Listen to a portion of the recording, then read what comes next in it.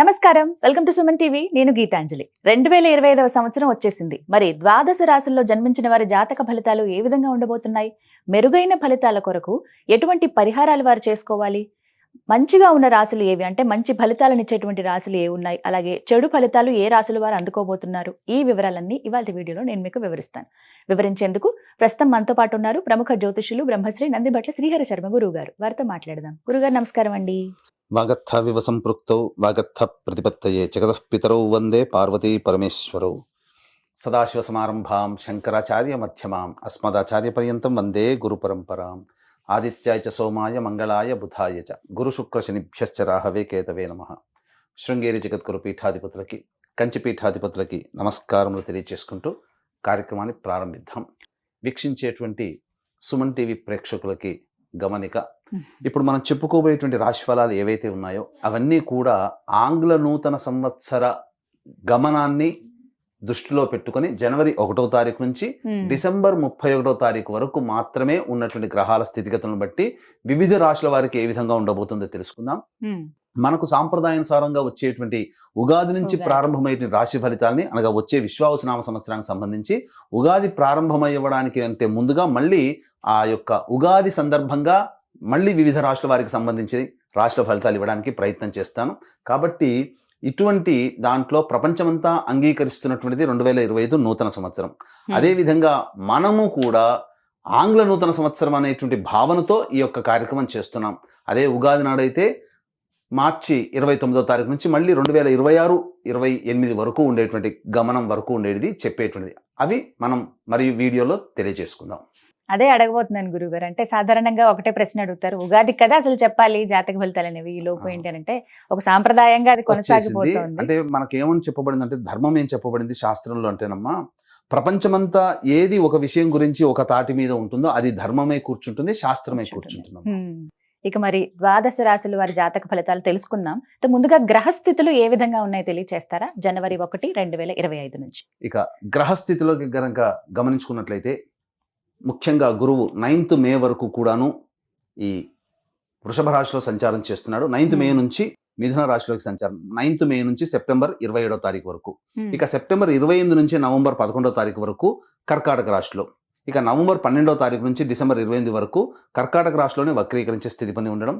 ఇక శని భగవాన్ల వారిని కనుక చూసుకున్నట్లయితే 15 ఏప్రిల్ వరకు కుంభరాశిలో సంచారం చేస్తున్నారు. 16 ఏప్రిల్ నుంచి అక్టోబర్ 9వ తారీఖు వరకు మీనరాశిలో సంచారం. ఈ మధ్య కాలంలో జూలై 8వ తారీఖు నుంచి వక్రీకరించి మీనరాశిలోనే సంచారం చేస్తున్నాడు. అలాగే అక్టోబర్ 10వ తారీఖు నుంచి కుంభరాశిలో సంచారం చేస్తూ వక్రీకరించి కుంభరాశిలో. నవంబర్ 26వ తారీఖు నుంచి వక్రత్యాగము శని భగవాన్ల వారు చేస్తున్నారు. ఇక రాహుకేతులు కనుక చూసుకున్నట్లయితే 15 మే వరకు కేతువు కన్యలో మరియు రాహువు మీనరాశిలోకి. అలాగే 16 మే నుంచి సింహరాశిలో కేతువు, అలాగే కుంభరాశిలో 16 మే నుంచి రాహుగ్రహ సంచారం జరుగుతుంది. ఇక్కడ గమనించుకున్నట్లయితే ఇక్కడ వీక్షించేటువంటి ప్రేక్షకులకు అందరికీ తెలియజేయాల్సినటువంటి అంశం ఏంటంటే, ముఖ్యంగా అందరూ ఈ ద్వాదశ రాశుల గురించి రాగానే అందరూ ఆలోచించేటువంటిది ముఖ్యంగా శని దోషం, ఏలినాడు శని, అష్టమ శని, అర్ధాష్టమ శని, కంటక శని, యోగ శని, ఈ శని దోషాలు. అయితే ఇక్కడ 15 ఏప్రిల్ వరకు శని కుంభరాశిలో సంచారం చేస్తూ 16 ఏప్రిల్ నుంచి మీనరాశిలోకి సంచారం చేస్తున్నా, ఈ యొక్క జూలై 8 నుంచి మీనరాశిలోనే సంచారం చేస్తూ వక్రీకరించినటువంటి కారణం చేత మళ్ళీ ఈ కుంభరాశి ఫలితాన్ని ఇస్తాడు. అక్టోబర్ 10న కుంభరాశిలోనే వక్రీకరించి ఉన్నటువంటి స్థితిగతుల చేత ఏమవుతుంది, మళ్ళీ మకర రాశి ఫలితాన్ని శని భగవానులు ఇస్తారు. కాబట్టి అర్థం చేసుకోవాల్సినటువంటి అంశం ఏంటంటే, ఎవరికి కూడాను ఈ సంవత్సరం శని భగవానుడు యోగదాయకంగా పూర్తిగా లేడు. 12 రాశుల వారికి అష్టమ శని, అర్ధాష్టమ శని, కంటక శని, యోగ శని, దాంపత్య శని, ఈ రాశుల ఈ యొక్క దోషాల, శని దోషాలు ఏదో ఒక సందర్భంలో కొన్ని నెలల పాటు అందరూ రాశుల వారు అనుభవించాల్సిందే తప్ప ఇక్కడ ప్రత్యామ్నాయము లేదు. కాబట్టి ఇక కుంభరాశి వారికి ఏలినాటి శని వెళ్ళిపోతుందని సంతోషం కానీ, ఈ యొక్క సంబంధించి మకర రాశి వారికి ఏలినాటి శని వెళ్ళిపోతుందని సంతోషం కానీ, లేకపోతే కర్కాటక రాశి వారికి అష్టమ శని దోషం పోతుందని కానీ భావించాల్సిన అవసరం లేదు. వృశ్చిక రాశి వారికి అర్ధాష్టమ శని దోషం పోతుందని కూడా భావించాల్సిన అవసరం లేదు. ఎందుకంటే శని మళ్ళీ రుజుమార్గంలో వెళ్ళి మళ్ళీ వక్ర మార్గం చేత వక్రగతిన సంచారం చేస్తున్నటువంటి కారణం చేత 12 రాశులు శని ప్రభావానికి గురవుతాయి. కాబట్టి ఈ సంవత్సరం అన్ని రాశుల వారు శని దోష పరిహారములు ఖచ్చితంగా చేసుకోవలసినదే, అందులో సందేహం లేదు. గురుగారు, గ్రహస్థితులు ఏ విధంగా ఉన్నాయో తెలియజేశారు. మరి సింహరాశి వారి జాతక ఫలితాలు ఏ విధంగా ఉన్నాయో తెలియజేస్తారా? వీక్షించేటువంటి సుమన్ టీవీ ప్రేక్షకులకి ఈ యొక్క 2025 సంవత్సరంలో జనవరి 1వ తారీఖు నుంచి డిసెంబర్ 31వ తారీఖు వరకు సింహరాశి వారికి ఏ విధంగా ఉండబోతుందో తెలుసుకుందాం. ముందుగా గమనించుకున్నట్లయితే ఈ యొక్క సింహరాశిలో జన్మించినటువంటి వ్యక్తులకి 9 మే వరకు గురువు వృషభ రాశిలో నవమ స్థానంలో సంచారం చేస్తూ ఉండడం, దశమ స్థానంలో సంచారం చేస్తూ ఉండడం, అలాగే 9 మే నుంచి సెప్టెంబర్ 27 వరకు లాభస్థానంలో సంచారం, మళ్ళీ సెప్టెంబర్ 28 నుంచి నవంబర్ 11 వరకు కర్కాటకంలోనే. మళ్ళీ ఇక్కడ గమనించుకున్నట్లయితే ప్రధానంగా ఈ యొక్క ఇటు శని బలము మరియు గురు బలము తక్కువగా ఉన్నటువంటి కారణం చేత కొన్ని ఇబ్బందికర పరిస్థితులు అనేటువంటివి ఈ సింహరాశిలో జన్మించినటువంటి వారు ఈ సంవత్సరం ఎదుర్కోబోతున్నారు. కాబట్టి ఇబ్బందులు అనేటువంటివి ముందుగానే మనకు ఉన్నాయని తెలుసుకున్నప్పుడు దాని నుంచి ఎలా బయటపడాలో అనేటువంటి ఆలోచనతో క్రమశిక్షణతో గనక ఉన్నట్లయితే ఈ సింహరాశి వారికి ఈ యొక్క 2025 సంవత్సరం అంతా కూడాను ఆనందదాయకంగా ఉంటుందని చెప్పవచ్చు.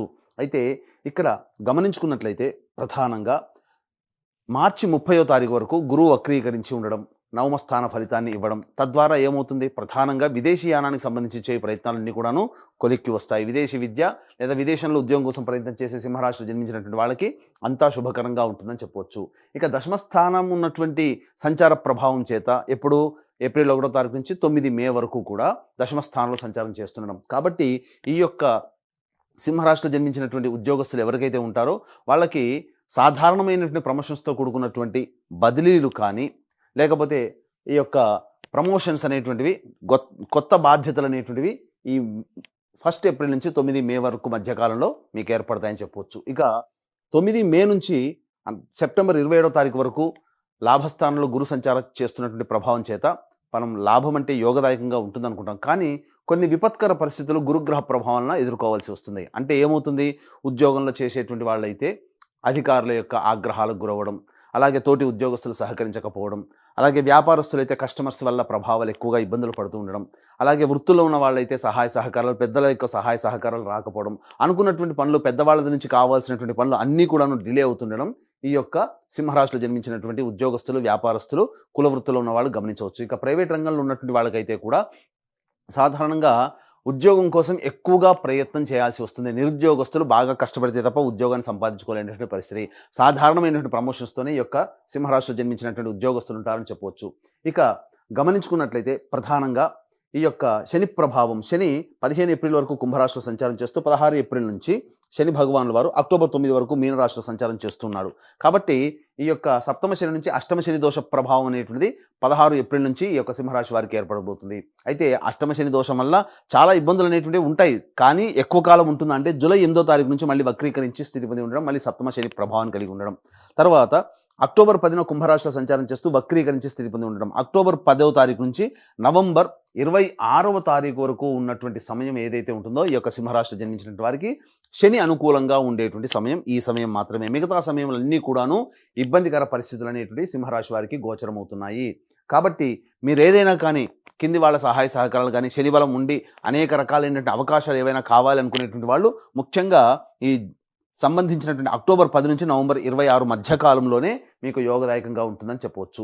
ఇక కేతువు ఎప్పుడైతే రాశిలోకి ప్రవేశం చేసి 16 మే నుంచి ప్రవేశం చేస్తాడో, అలాగే సప్తమ స్థానంలో రాహు ప్రభావం ఉంటుందో, ముఖ్యంగా చేసేటువంటి ప్రతి పనులు కానీ, ఎదుటి వాళ్ళ నుంచి సహాయ సహకారాలు పొందేటువంటి స్థితిగతులు కానీ 16 మే నుంచి కొంత తగ్గుముఖం పడతాయి. జీవిత భాగస్వామి, వ్యాపార భాగస్వాములతో పొరపచ్చాలు వచ్చే అవకాశం ఈ యొక్క సింహరాశిలో జన్మించినటువంటి వారికి 16 మే తర్వాత ఉంది. కాబట్టి జాగ్రత్తలు పాటించండి. ముఖ్యంగా ఈ రాశిలో జన్మించినటువంటి రాజకీయ ప్రముఖులు ఎవరైతే ఉంటారో వారు ప్రజాదరణని కోల్పోయే అవకాశాలు ఉంటాయి. కాబట్టి జనరంజకంగా ప్రజలకి అభిప్రాయం మేరకు నడుచుకోవడం ద్వారా మీ యొక్క సొంత అభిప్రాయం కంటే కూడా ప్రజాభిప్రాయాన్ని దృష్టిలో పెట్టుకుని రాజకీయ రంగంలో ఉన్నటువంటి వాళ్ళు గనక చేసినట్లయితే తప్పకుండా చాలా మటుకు ప్రజల యొక్క ఆదరణ పొంది దోషములు తగ్గుతాయని చెప్పవచ్చు. ముఖ్యంగా ఏదైతే గొప్ప పదవి కానీ, లేకపోతే గొప్ప బాధ్యతలు కానీ ఆశిస్తుంటారో కొంత నిరాశ పడక తప్పదు అని చెప్పవచ్చు.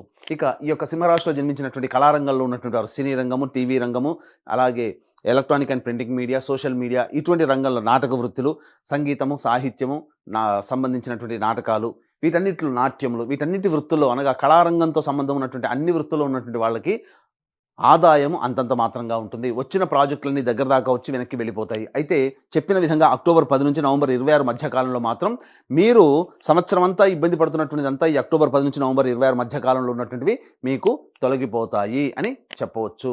ఇక గమనించుకున్నట్లయితే ప్రధానంగా ఈ యొక్క సంబంధించినటువంటి విద్యార్థులు బాగా కష్టపడితే తప్ప ఫలితాన్ని పొందలేనటువంటి పరిస్థితి.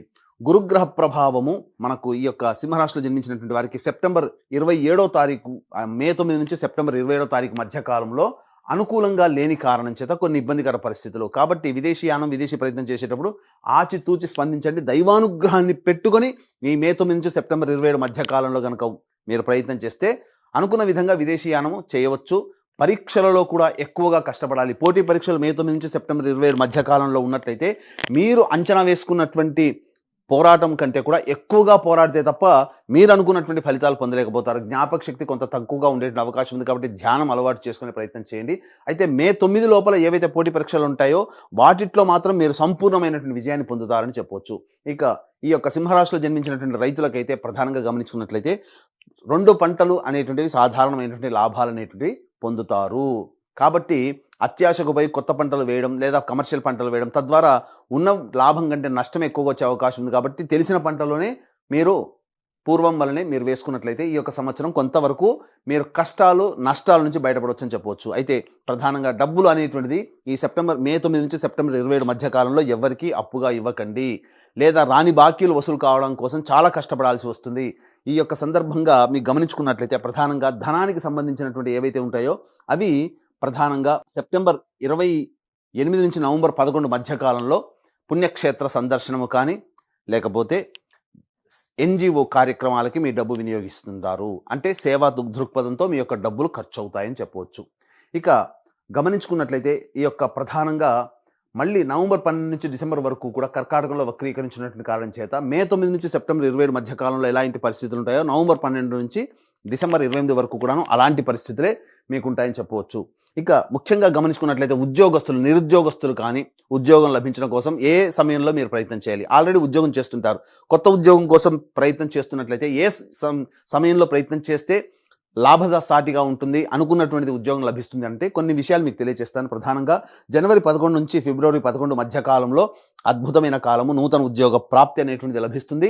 లేదా కొత్త ఉద్యోగం కోసం ప్రయత్నం ఈ సమయంలో చేస్తే చాలా బాగుంటుంది. అలాగే ఇంకొక సమయం ఏంటంటే మే 13 నుంచి జూన్ 14 మళ్ళీ జూలై 15, మే 13 నుంచి జూలై 15 మధ్య కాలము అద్భుతమైనటువంటి సమయం. ఈ సమయంలో కూడా మీరు కొత్త ఉద్యోగం కోసం ప్రయత్నం చేయొచ్చు. నిరుద్యోగస్తులకి ఈ యొక్క మే 13 నుంచి జూలై 15 మధ్య కాలంలో ఉద్యోగం లభించే అవకాశం ఉంటుంది. ఇక మళ్ళీ ఎప్పుడు ఉంటుంది మళ్ళీ ఈ సంవత్సరంలోనంటే అక్టోబర్ 16 నుంచి నవంబర్ 15 మధ్య కాలంలో మీరు ఏదైతే కొత్త ఉద్యోగం కోసం ప్రయత్నం చేస్తారో కొత్త ఉద్యోగంలో మీరు రాణించేటువంటి అవకాశం ఉంటుంది. ఇక ప్రధానంగా ఎఫ్ఎంసీజీ రంగము, ఫుడ్ సంబంధించినటువంటిది, జనరల్ స్టోర్స్, రెస్టారెంట్ బిజినెస్, విద్యాలయ సంస్థలు నడిపేటువంటి వాళ్ళు, అలాగే జ్యువెలరీ రంగంలో ఉన్నటువంటి వారు, పూజా స్టోర్సు, పండ్ల వ్యాపారస్తులు, పికిల్ అనగా కర్రీ పాయింట్ నడుపుకునేటువంటి వాళ్ళు, తీర్థయాత్రలు చేసేటువంటి వాళ్ళు, ఇట్లాంటి వ్యవహారం సూపర్ మార్కెట్ నడిపేటువంటి వాళ్ళు, ఎవరైతే ఫుడ్కు సంబంధించినటువంటి వ్యవహారంలో ఉన్నట్టున్నారో వాళ్ళు ఏదైనా వ్యాపార విస్తరణ చేయాలి అనుకున్నప్పుడు మీరు జనవరి 1 నుంచి మే 9వ తారీఖు లోపలనే మీరు ప్రయత్నాలు ప్రారంభించండి. తత్ఫలితంగా మీరు ఆ మే 9 తర్వాత చేసే ప్రయత్నాలన్నీ కూడాను మందకొడిగా సాగుతాయి. లాభం కంటే కొంత నష్టం కూడా చవి చూడాల్సి వస్తుంది. కాబట్టి మే 9 లోపలనే, జనవరి 1 నుంచి మే 9 లోపలనే ఈ రంగంలో ఈ వృత్తుల్లో ఉన్నటువంటి వాళ్ళు తప్పకుండా ప్రయత్నం చేస్తే మీరు అభివృద్ధి బాటలో ఉంటారని చెప్పవచ్చు.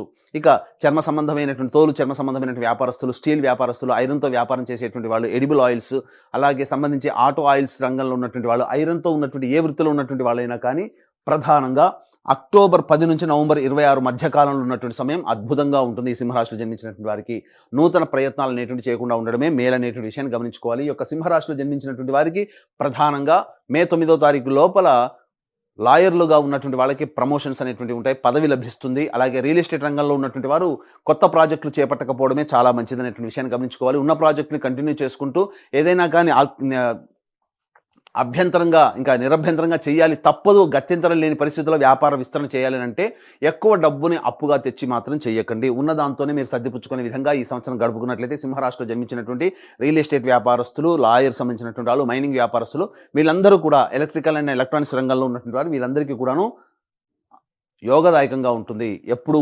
ఎక్కువగా డబ్బులు అప్పు తెచ్చి పెట్టుకోకుండా ఉన్నట్లయితే. ఇక గమనించుకున్నట్లయితే ప్రధానంగా ఈ యొక్క సింహరాశిలో జన్మించినటువంటి వారికి ఈ సంబంధించినటువంటి అన్ని రంగాలలో ఏ సమయంలో బాగుంటుంది, జనవరి 1 నుంచి మే 9 తారీఖు వరకు, అలాగే అక్టోబర్ 10 నుంచి నవంబర్ 26 తారీఖు మధ్య కాలంలో కొంతవరకు యోగదాయకమైనటువంటి పరిస్థితులను పొందుతారు. ఏ తర్వాత చెప్పొచ్చేది ఏమిటంటే, ఈ యొక్క రాశిలో జన్మించినటువంటి వారికి శుభాశుభ మిశ్రమం అనేటువంటిది ఉంటుంది. ఈ రాశిలో జన్మించినటువంటి స్త్రీలు కుటుంబంలో పేరు ప్రఖ్యాతులు సంపాదించుకోవడం కోసం చాలా కష్టపడాల్సి ఉంటుంది. అలాగే మీరు ఎంత ప్రయత్నం చేసినా, మీరు ఎంత అభిమానాన్ని, ప్రేమను చూపించినా కుటుంబ సభ్యుల నుంచి అంతగా మీరు ఎక్స్పెక్ట్ చేసేటువంటిది రాకపోవడం, తద్వారా కొంత మానసికమైనటువంటి వ్యధకి గురయ్యేటువంటి అవకాశాలు గోచరమవుతున్నాయి. అయితే ప్రధానంగా గమనించుకున్నట్లయితే ఈ యొక్క మే 9 నుంచి సెప్టెంబర్ 27 మధ్య కాలంలో ఈ యొక్క సంబంధించినటువంటి రాశిలో జన్మించినటువంటి స్త్రీలకి అనారోగ్య సమస్యలు పెరిగేటువంటి అవకాశం ఉంటుంది. ఇండైజెషన్, అసిడిటీ ప్రాబ్లంతో వచ్చేటువంటి అవకాశాలు ఉంటాయని చెప్పొచ్చు. ఇక ముఖ్యంగా ఈ సంబంధించినటువంటి 16 ఏప్రిల్ నుంచి జూలై 8 తారీఖు ఉన్నటువంటి మధ్యకాలంలో అనారోగ్య సమస్యలు, మోకాళ్ళ నొప్పులు, కాళ్ళల్లో బలం లేకపోవడం, ఇలాంటి కొంత ఇబ్బందికర పరిస్థితులు, శరీరంలో బలం లేకపోవడం అనేటువంటిది ఈ యొక్క సింహరాశిలో జన్మించినటువంటి స్త్రీ పురుషులు పొందుతారని చెప్పొచ్చు. అయితే ప్రధానంగా వివాహానికి సంబంధించిన చేయ ప్రయత్నాలను కూడా కొలిక్కి వస్తాయి. మే 9 తారీఖు లోపల వివాహం నిశ్చయమయ్యే అవకాశం ఉంటుంది. మళ్ళీ ఇంకా ఎప్పుడు ఇలాంటి అవకాశం ఉంటుంది అని అనుకుంటే, ప్రధానంగా జూలై 8 తారీఖు నుంచి అక్టోబర్ 10 తారీఖు వరకు ఉన్నటువంటి సమయం వివాహానికి అనుకూలంగా ఉండేటువంటి సమయంగా చెప్పవచ్చు. కాబట్టి మే 9 లోపలైనా, జూలై 8 నుంచి అక్టోబర్ 10 తారీఖు లోపలైనా కానీ వివాహానికి అనుకూలంగా ఉంటుంది. అయితే ప్రధానంగా ఈ యొక్క రాశిలో జన్మించినటువంటి దంపతుల మధ్య లేదా వ్యాపార భాగస్వాముల మధ్య కొంత పొరపచ్చాలు వచ్చే అవకాశం ఉంది. కాబట్టి మాటని తక్కువగా వాడుకుంటూ లౌక్యంతో వ్యవహరించినట్లయితే జీవిత భాగస్వామితోనూ, వ్యాపార భాగస్వామితోనూ అంతగా ఇబ్బందికర పరిస్థితులు అనేటువంటివి ఎదురవవు. ఏ తర్వాత ఈ యొక్క సింహరాశిలో జన్మించినటువంటి వారికి సామాన్యమైనటువంటి యోగదాయకమైనటువంటి పరిస్థితులే ఉంటాయని చెప్పవచ్చు. సింహరాశి వారు మెరుగైన ఫలితాలు పొందాలంటే గనక ఎటువంటి పరిహారాలు చేసుకుంటే మంచిదంటారు? ఈ సింహరాశిలో జన్మించినటువంటి వారు ప్రతిరోజు కూడాను కాలభైరవాష్టక పారాయణము, రుద్ర కవచము అనేటువంటిది కనుక పారాయణం చేసుకున్నట్లయితే చక్కగా సమస్యలన్నీ కూడా సమతిపోతాయని చెప్పవచ్చు. అయితే ఇక్కడ ప్రధానంగా ఈ యొక్క సింహరాశిలో జన్మించినటువంటి వారికి ఈ సంవత్సరం వారి యొక్క సంకల్పం అనేటువంటిది నెరవేరాలి. అంటే వాళ్ళకి జీవితం యోగదాయకంగా ఉండాలి, గత సంవత్సరం కంటే ఇంకా మెరుగైన స్థితిలో ఉండాలి అనేటువంటి యొక్క ఉద్దేశంతో ఈ యొక్క సింహరాశిలో జన్మించినటువంటి వారికి ప్రధానంగా ప్రభావం ఎలా ఉంటుంది, సింహరాశి వారి ప్రభావం ఎలా ఉంటుంది అని అంటే, వివాహం అయితే గనక భార్య లేదా భర్త జాతకము, పిల్లల జాతకాలు మీ మీద ప్రభావం ఉంటుంది. అలాగే వివాహం కాకపోతే తల్లిదండ్రులు, తోడబుట్టిన వాళ్ళ జాతకం ప్రభావం కూడా మీ మీద ఉంటుంది. కాబట్టి ఈ యొక్క సింహరాశిలో జన్మించినటువంటి వారికి చక్కగా దైవానుగ్రహం తక్కువగా ఉన్నటువంటి కారణం చేత దైవానుగ్రహం అందరికీ అందించాలనేటువంటి ఒక సదుద్దేశంతో ఈ 2025 సంవత్సరంలో మీ రెజల్యూషన్స్ అన్నీ కూడాను పూర్తి చేయించాలనేటువంటి సదుద్దేశంతో ఈ యొక్క జనవరి 13వ తారీఖు రోజున అద్భుతమైనటువంటి రోజు, పుష్య పౌర్ణమి రోజు, ఆ రోజున శ్రీకారం చుట్టబోతున్నాం. ప్రతి నెల ఒక్కొక్క పుణ్యక్షేత్రంలో మీ కుటుంబ సభ్యుల గోత్రనామాదులతో సర్వదోష నివారణ పూజలు, హోమాలు అనేటువంటి చేయించడం జరుగుతుంది. అలాగే శని ప్రభావము 12 రాశుల వారికి ఉంటుంది. కాబట్టి గత జన్మ కర్మదోష నివారణార్థమై హోమాది కార్యక్రమాలు ప్రతి నెల ఒక్కొక్క పుణ్యక్షేత్రంలో ఒక్కొక్క రోజున చేయించడం జరుగుతుంది మీ కుటుంబ సభ్యుల గోత్రనామాలతో. వీరికి సంబంధించినటువంటి వివరాలకి సంబంధించినటువంటి రిజిస్ట్రేషన్ వివరాలు కార్యక్రమ తదనంతరం కాంటాక్ట్ చేసి తెలుసుకోవచ్చు. అలాగే తండ్రి వైపు, భర్త వైపు 6 తరాలు, తల్లి వైపు, భార్య వైపు 3 తరాల్లో ఏమైనా కుటుంబంలో దుర్మరణాలు ఉన్నా, అలాగే liver problem, kidney problem, cancer రోగాలతో మరియు 60 సంవత్సరాల లోపల మీ కుటుంబ సభ్యులు ఏ విధంగానైనా చనిపోయినా వాటిని పితృదోషం అని అంటారు. కాబట్టి ఇటు పితృదోష నివారణకి ప్రతి నెల కూడాను పితృదోష నివారణ కార్యక్రమాలు జరిపించడం జరుగుతుంది. అవకాశం ఉన్న వాళ్ళు కార్యక్రమ తదనంతరం కాంటాక్ట్ చేసి తెలుసుకోవచ్చు. ఇక ఈ యొక్క సింహరాశిలో జన్మించినటువంటి వారికి మీకు ఏవైతే ఈ చెప్పబడినటువంటి ఫలితాల కంటే ఇంకా విభిన్నంగా మీ యొక్క జన్మజాతకం ఉందనంటే, మీ యొక్క జన్మజాతకంలోని నడుస్తున్నటువంటి గ్రహ దశాంతర దశల యొక్క ప్రభావాలు. కాబట్టి దగ్గరలోని మంచి ఉపాసనాపరులైనటువంటి జ్యోతిష్యులను సంప్రదించి వారి సలహాలు, సూచనలు కనుక పాటించినట్లయితే మరింత మెరుగైన జీవితాన్ని పొందుతారని ఆశిస్తూ సర్వం శ్రీ ఉమామహేశ్వర పరబ్రహ్మార్పణమస్తు. చాలా చక్కగా వివరించారు గురువు గారు. ధన్యవాదాలండి.